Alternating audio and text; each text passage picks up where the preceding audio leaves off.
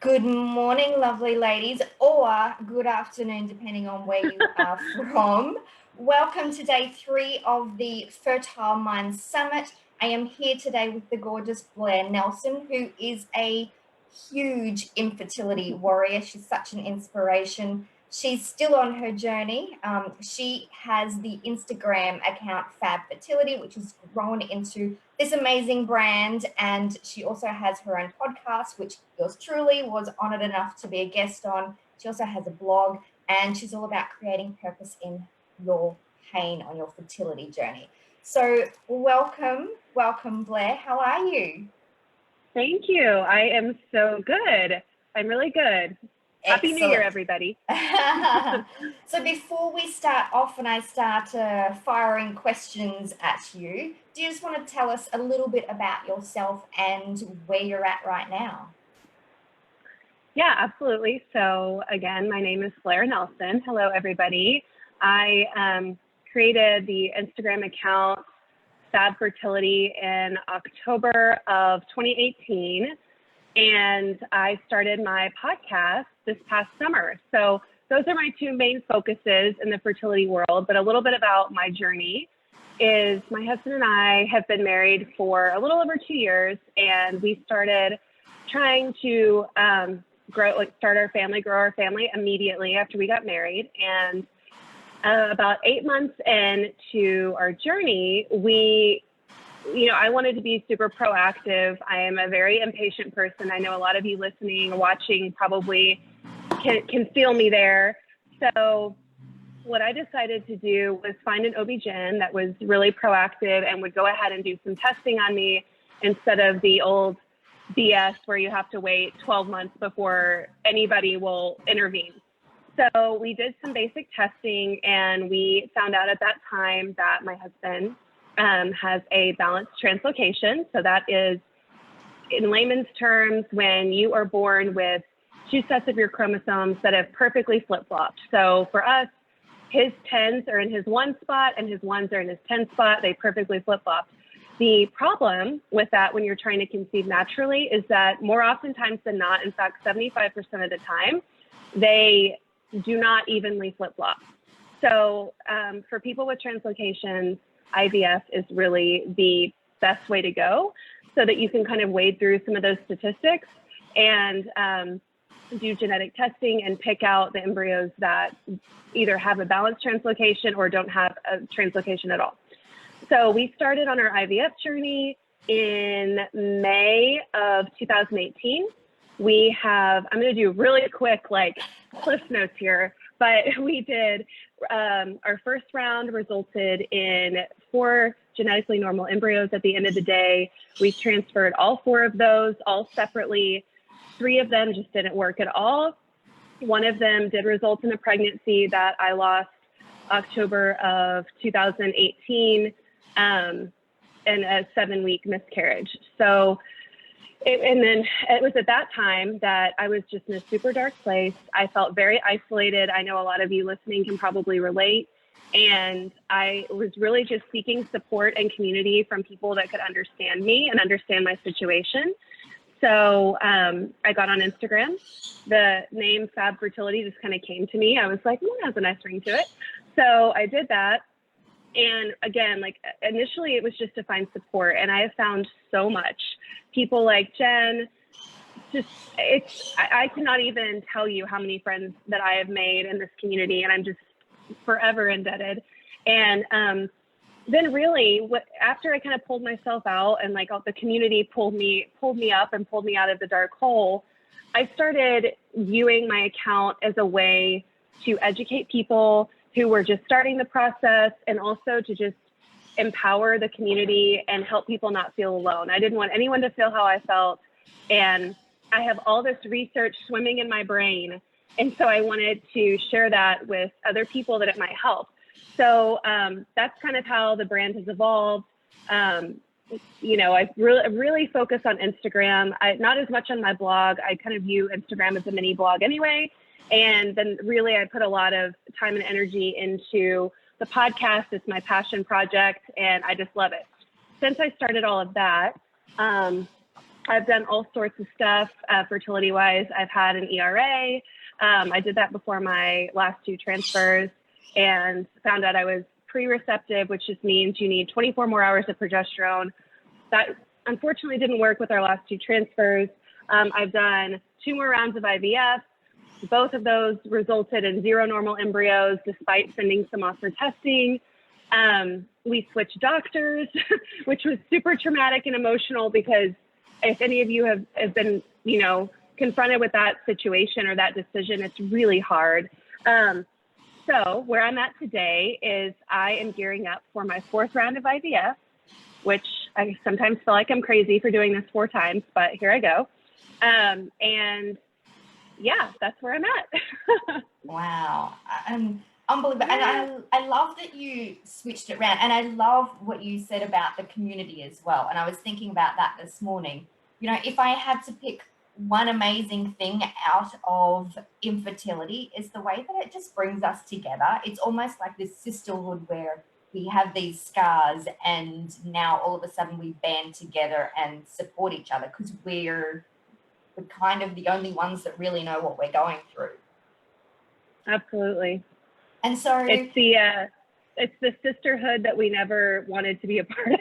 I know. And that's the thing. We don't want to be a part of it, but we are. We've been forced onto this. But we are. Yeah, absolutely. So we may as well make the most of it. And that's exactly what you're doing, which I absolutely love. So how did you make that change in mindset and turn it around? Like, did you just wake up one day? Was it, that you were really down and you were like, I have to do this? Because a lot of the women on this journey right now who are watching this are at that spot where, some of them have been on for a very long time, some not so much, but they've forgotten everything that they used to do. It's very hard for this journey not to consume us and swallow us whole. Like, how did you get to the point where you're like, I need to do something now? What I'll say is I kind of pride myself on being a positive person. I don't typically have bad days, or, I feel like I'm always positive and optimistic, and I don't know, but I would say that, and I wouldn't say that I've ever been depressed, but I would say after the miscarriage, that's the closest I think I've ever gotten to having a just prolonged cloud, over me. And I don't know, I think it wasn't just one day where I woke up and I was like, oh, I just need to quit being sad. I need to quit making, having this weight me down. I think it was more of, I tried to kind of look from the outside looking in and think to myself, what are all the other hard times that I have faced in my life? And did I feel that way during those hard times? Do I feel like I do now, where I'm just completely consumed? Like, for an example, I was married before and I went through a divorce a few years ago. And at the time, that was all encompassing. It was terrible. I was sad, mad, confused. I felt like a failure. Sound familiar? And what's interesting about that is when I look back on it now, it's like that was never a part of my life. It feels like the smallest blip on the radar, but I remember being so incredibly consumed with it at the time. So for me, I just had to tell myself, this isn't forever. This is going to be a small blip on the radar. And I need to start acting like it. I need to start acting like this isn't my forever. And I think just changing that perspective of, hey, this is temporary. It might seem crazy. It might seem all consuming, but at the end of the day, it's not. I mean, there's no way this can go on forever for anybody, right? Whether it be because we age out of it or we make decisions that push us into other options like adoption, surrogacy, whether maybe we end up with our rainbow baby, maybe we do several cycles of IVF, there is an end. So I think just changing my perspective really helps. Like, view this as a chapter of my life, not my whole life. And I love that. And that is such a big turning point as well. I love how you said you actually looked at your life from up above.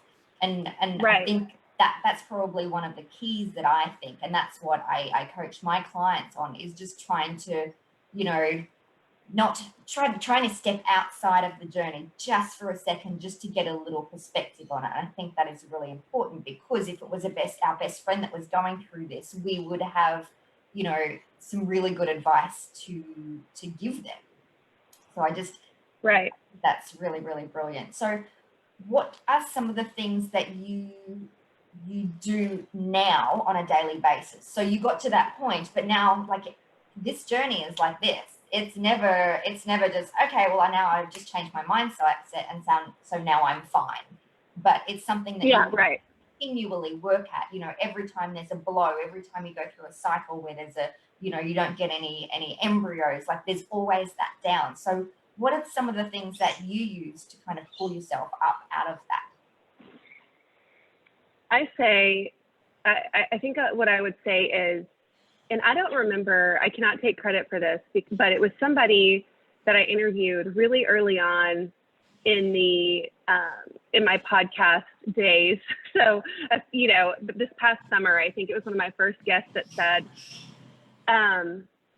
you definitely have to acknowledge when shit gets hard, and you have to acknowledge the blows, like you said, like a bad test result, a negative pregnancy test, a failed round of IVF, and feel that sadness and feel sorry for yourself. I think that's okay. We put our bodies through so much, and we spend so much time and effort trying to make it work, that you're mourning, you're grieving the loss of something, whether it be a child via miscarriage or a bunch of money and emotion and like physical stress with an IVF cycle, whatever.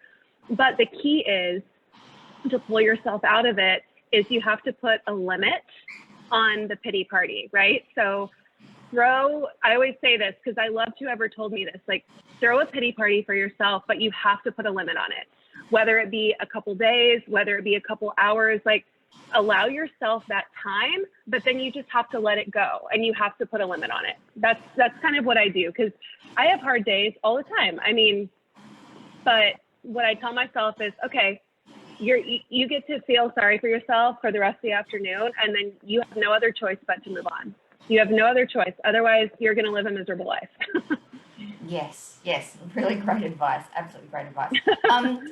Now, I want to talk, you mentioned your podcast, so I want to talk about that as well. So absolutely amazing platform. You get some amazing speakers in. Is there one speaker that you would just kind of like, whoa, blew your mind, like it gave you some amazing advice that you just wanted to share?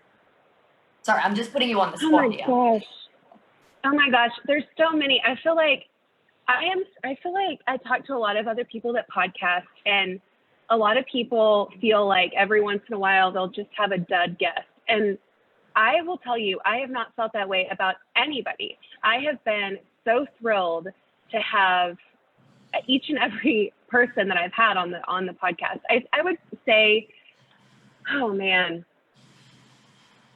I had one girl, her name is Abby Feeder, and her and her husband also have a podcast called Immaculate Conception. And she inspired me a lot because she is just spunky. She is a firecracker. I think she did 8 rounds of IVF. And despite all of her doctors telling her, no, we really wouldn't recommend this. You should really look into donor stuff. You should blah, blah, blah, just shooting rapid fire advice at her. She was like, no, I know my body and I know in my heart that I'm going to have my own kids. And like, lo and behold, she had like 2 or 3 different doctors, I think. And at the end of the day, she ended up getting her twins. So to me, that was it was motivation for me to listen to my body. It was motivation for me to keep going and to persevere.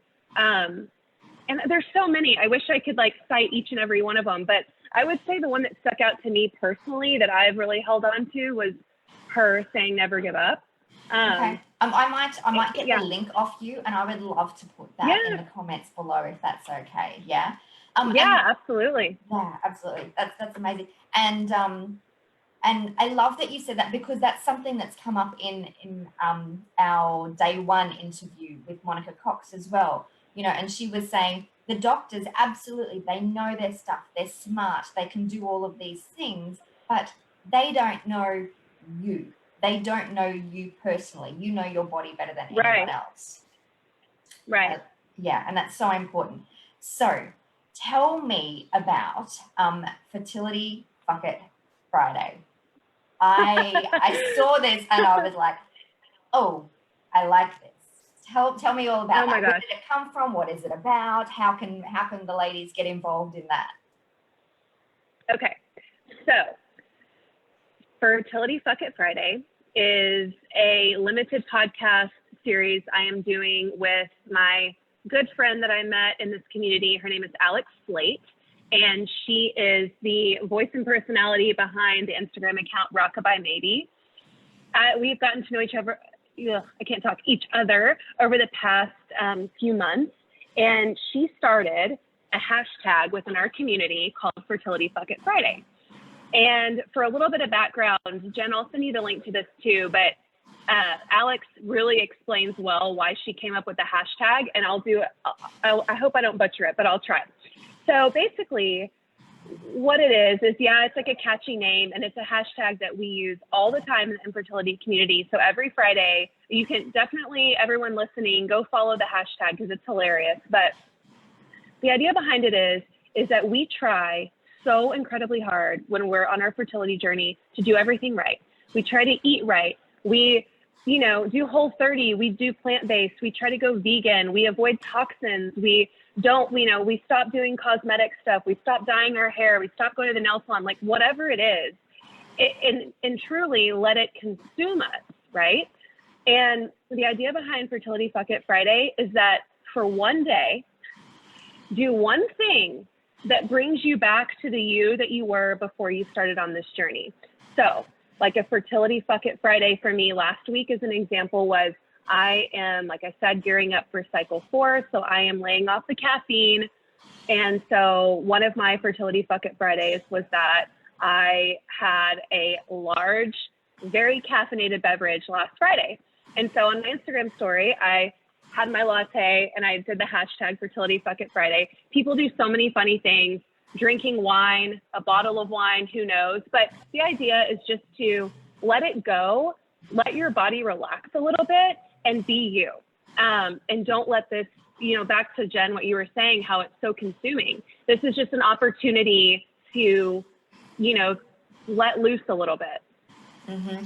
And it's such, infertility is such it's a heavy subject. Like this journey is just so heavy, like it's just filled with, there's sad stories, there's, and I mean, off the back of that, there's also stories of inspiration as well. But, I think it's really important that we, as part of not letting it consume you, we can see just a little bit of humor out of it as well. And I don't know about you, but there were so many moments on my fertility journey that I was just kind of like, I cannot believe I'm doing this. Like my husband had to give a sperm sample, and it needs to be at a certain temperature, and you need to get it to the clinic within a certain amount of time after ejaculation. And so we're at home, and I had to travel to work via train. So I'm sitting on the train with some sperm in my handbag, trying to keep it warm underneath my arm. And I'm just walking from the train station and then depositing it on the counter, like just, and they're the moments that I'm just kind of like, wow. Like it's just and they're the moments that you look at on it and you just have to laugh. Sometimes you just have to laugh at the ironic, and the number of people that have seen our vaginas. Sorry, am I talking loud? Like, I just noticed you got some people walking behind you. No, it's totally fine. No, you're in I have my AirPods. Oh, good, excellent. Yes, we're talking all sorts of things here, but like, are there moments where you just kind of like, you just got to see the humor sometimes and the lightness in this really heavy journey that we're on? Exactly. And it's kind of like we've created this fun little thing for the community to do. And I always look forward to, if I don't see them all, I always search the hashtag on Saturday morning and flip through all the things that everyone did. And it's just so funny. I mean, some people are eating like a hamburger and fries, and some people are, you know, chugging a glass of wine. Some people are, I mean, you know, you name it. It's just so funny. So again, it's just like an opportunity to let loose a little bit, find some humor, like you said, and try to step away from the all-consuming journey. So, yeah. Another thing I love about you is you're just so transparent. You're just so open and honest, and it's really hard. Like, putting ourselves out there is really tough. You know, when I was on my journey, I didn't like to talk about it because it was like, it's this badge of shame, and that, you know, I just didn't want to talk about it because I was so sick of also getting the insensitive comments of people just giving you ridiculous advice that you just kind of like, I just don't want to know. So the fact that you're putting yourself out there so much, and, you know, it's like this therapy almost, because you're actually dealing with it as you're going along. So while I wouldn't you know, if people feel comfortable putting their journey out there, absolutely. But how do you handle the insensitive comments? Because there's always got to be some people that are just going to try to tear you down. You know, it's so funny. When I was thinking about this, I have been so incredibly, not shocked. I don't want to say shocked, but so incredibly, I guess, just grateful at how supportive everyone has been, especially in the community that we've created, right, on Instagram and Facebook and stuff, because everybody has done crazy things to try and move their fertility journey along. Everybody feels paranoid. Everybody feels sad and mad. And I mean, chances are, if you're feeling it, 10 other people in your direct circle in the infertility community have felt it too. And I haven't really received any criticism on Instagram or with my podcast, but I will tell you, a lot of my friends that are just like my friends here in Austin, Texas, I think feel uncomfortable that I share so much because they are uncomfortable with the subject matter. Mm-hmm. So they are kind of, like, I get questions from them all the time, like, why do you share about all that? Like, why do you want all that out there? Why do you want all that information in the world? And like you said, for me, it's healing, it's cathartic. And I, more than anything in the world, have appreciated people that I've taken kind of the lead from, that they are open and honest. And if it hadn't been for some of them telling their stories, I wouldn't be where I'm at with my treatment today.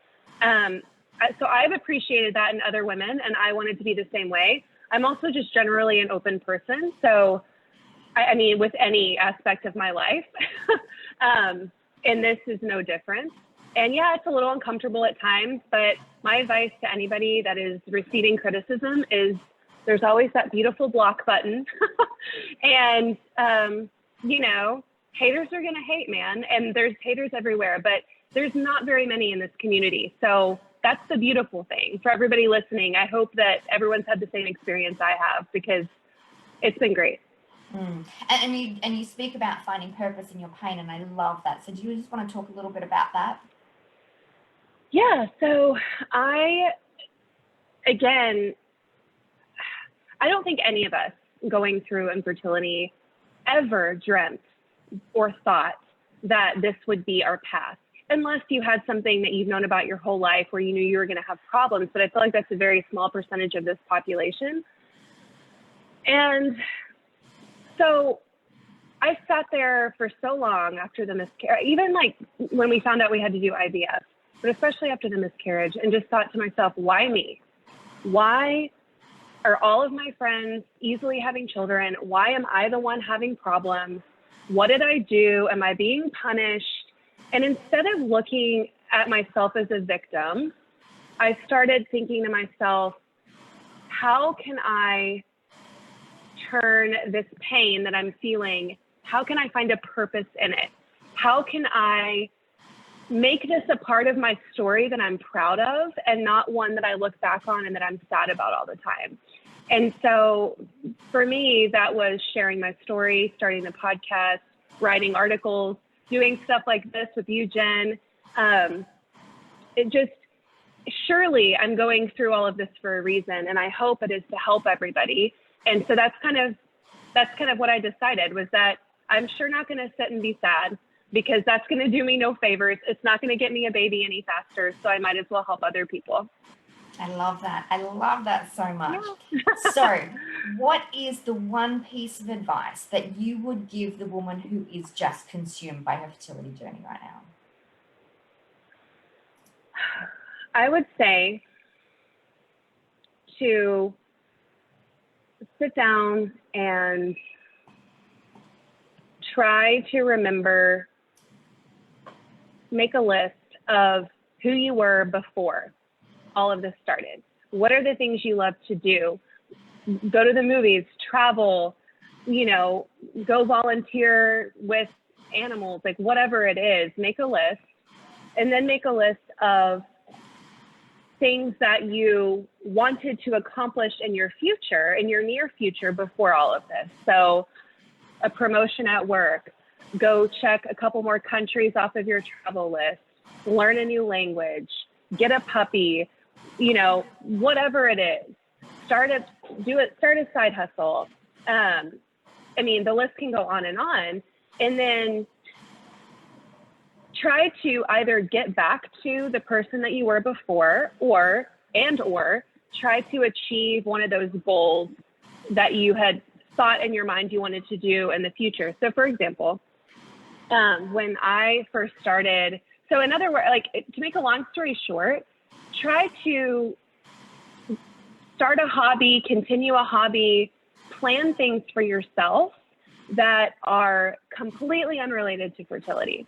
So whether it be a trip or time to spend with friends, or, reading like 2 books a month, whatever it is, set little goals for yourself so that you always have something to look forward to that's not fertility related. Because once you start getting consumed with that activity and build that into your routine, that's going to be something that you always look forward to. Going to the gym, being fit is a great one. Once you start building a little routine for yourself that doesn't just involve sitting down and Googling every possible thing you can Google about infertility, you'll start to get your life back. And so setting things up on your calendar that you can look forward to has really, really helped me a lot. Because before, I found every excuse not to do things because I was going through all of this. And now I'm like, why wouldn't I do these things? I'm still me, I'm still me. And so, yeah, that would be my advice. Love it. Love it. So where can people find you? How can they get in contact with you? I know on your website you have a heap of resources. So do you want to talk about that as well? Yes, absolutely. Okay, so if you want to, first of all, I answer every single DM I get. It might take me a few days, but I promise I answer every single one of them. It is still manageable for me to do that.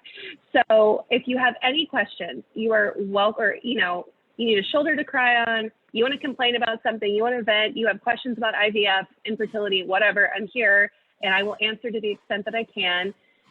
But you can find me on Instagram at Fab Fertility, FAB Fertility. And then also my website is fabfertility.com. My email is Blair, BLAIR, Nelson, NELSON, at fabfertility.com. And my podcast is Fab Fertility. And I'm Fab Fertility on Facebook too. And recently I added a TikTok account, which I don't know if any of you have done TikTok, but it is quite humorous. And there's actually some really cool infertility and fertility videos out there. If you search the hashtag, it's pretty cool. And then also coming up, please follow me on Instagram. I would love that. And I'm announcing a bunch of really cool things for 2020. Fertility Fuck It Friday was kind of the first launch of something new. Those episodes are every Friday. And then my regular episode where I try to provide something educational, whether it be an expert in the field or another fertility warrior or both, like Jen. Those episodes go live every Wednesday in the US. So I guess Thursday in Australia. And let's see. One other thing I want to mention is in fall of 2020, me and another warrior, Ali Prado, who has the podcast Infertile AF. We are going to host a really big fertility related event in Brooklyn, New York. So I will announce that on my Instagram page, but that is something that I've been working on for months. So I'm very excited about that. So yeah, that's where you can find me. I would love to hear from all of you. Awesome. And you also have an awesome giveaway for our guests as well. So all they have to do is, so if you are watching right now, if you're watching on the replay, all you need to know is let us know that you're here by making a comment, whether it's just letting us know where you're coming in from. And every single person on any of the videos who makes a comment goes into the draw to win some awesome prizes, including some, what did you say before? Some pineapple-y fertility-related gifts. Yes, some pineapple-y goodness. We all love pineapples in this community. It's like it's our mascot. It's like our symbol for hope. So I literally hoard pineapple things. Every time I see them, I buy them up so that I can do giveaways like this. So I will definitely put a package together for everyone that makes a comment like Jen said, and I would love to ship it anywhere in the world. I love it, love it, love it. I love you. Good luck. Good luck on your journey. Thank you are doing such amazing things. You're such an inspiration for not only just this community, but just in general. So thank you so much for being here. Love you. Bye. You too. Thank you so much for doing this. All right, bye.